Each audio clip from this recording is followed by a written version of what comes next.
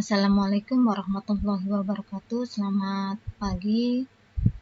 Semoga pada pagi hari ini kita semua diberikan kesehatan dan dapat beraktivitas seperti biasa. Pembelajaran PPKN pada hari ini akan membahas tentang upaya perlindungan HAM dan penegakan hukum terhadap pelanggaran HAM.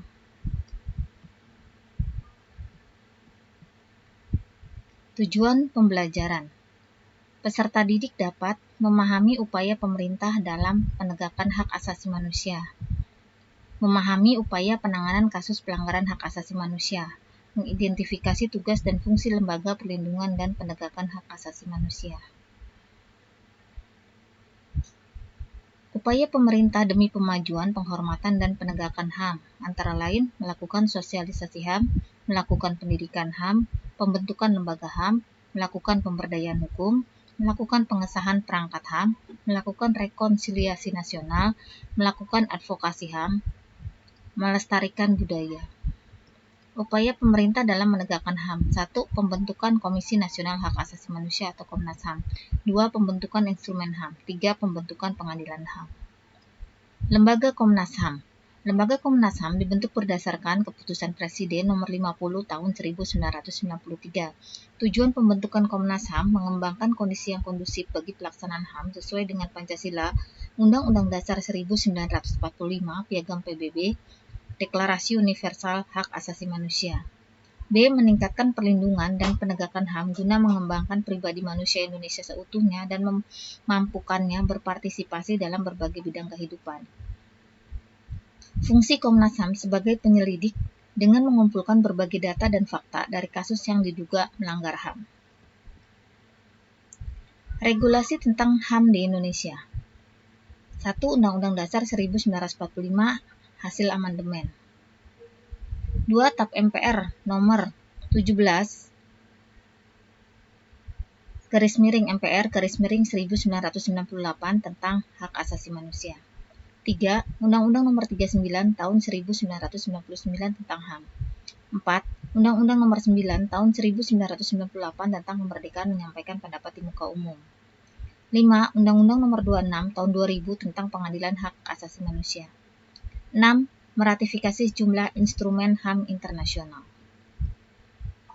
Upaya penanganan kasus pelanggaran hak asasi manusia. A. Upaya pencegahan pelanggaran hak asasi manusia. 1. Supremasi hukum dan demokrasi harus ditegakkan. Pendekatan hukum dan pendekatan dialogis harus dikemukakan dalam rangka melibatkan partisipasi masyarakat dalam kehidupan berbangsa dan bernegara.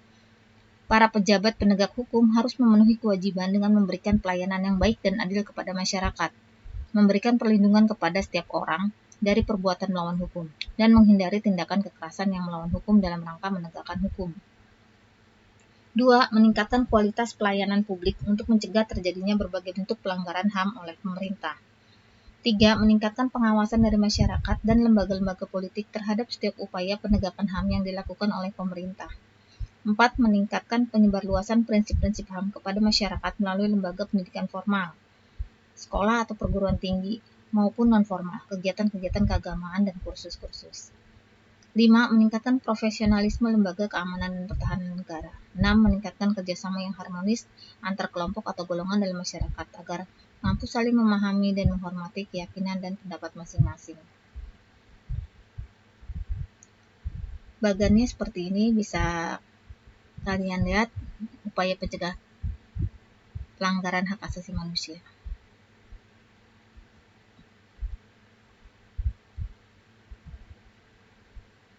B. Penanganan kasus pelanggaran hak asasi manusia di pengadilan HAM.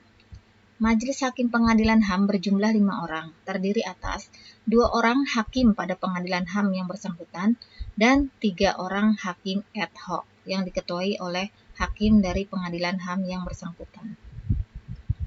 B. Penanganan kasus pelanggaran hak asasi manusia di pengadilan HAM.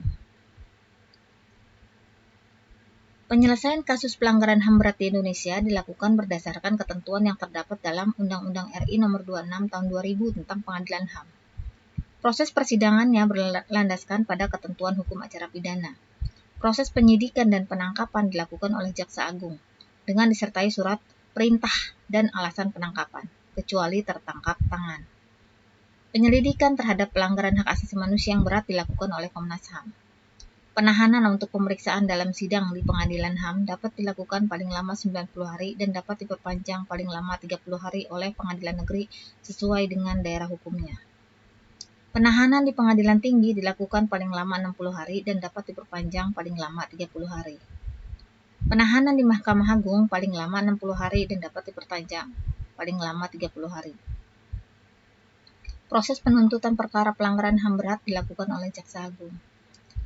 Perkara pelanggaran hak asasi manusia yang berat diperiksa dan diputuskan oleh Pengadilan HAM yang dilakukan oleh Majelis Hakim Pengadilan HAM paling lama 180 hari setelah berkas perkara dilimpahkan dari penyidik kepada Pengadilan HAM. Negara yang tidak mau menangani kasus pelanggaran HAM yang terjadi di negaranya akan disebut sebagai unwillingness state atau negara yang tidak mempunyai kemauan menegakkan HAM. Banding adalah upaya hukum dari pihak yang merasa tidak puas dengan putusan pengadilan tingkat pertama. Dalam hal perkara pelanggaran HAM yang berat dimohonkan banding ke pengadilan tinggi, maka perkara tersebut diperiksa dan diputus dalam waktu paling lama 90 hari terhitung sejak perkara dilimpahkan ke pengadilan tinggi. Kasasi adalah upaya hukum dari pihak yang tidak puas dengan putusan pengadilan tingkat banding. Dalam hal perkara pelanggaran HAM yang berat dimohonkan kasasi ke Mahkamah Agung, perkara tersebut diperiksa dan diputus dalam waktu paling lama 90 hari terhitung sejak perkara dilimpahkan ke Mahkamah Agung. Nah, ini bagan penanganan kasus pelanggaran HAM di Indonesia. Ya, seperti yang sudah saya terangkan di depan. Sekian dari saya, terima kasih. Semoga pembelajaran hari ini bermanfaat. Wassalamualaikum warahmatullahi wabarakatuh.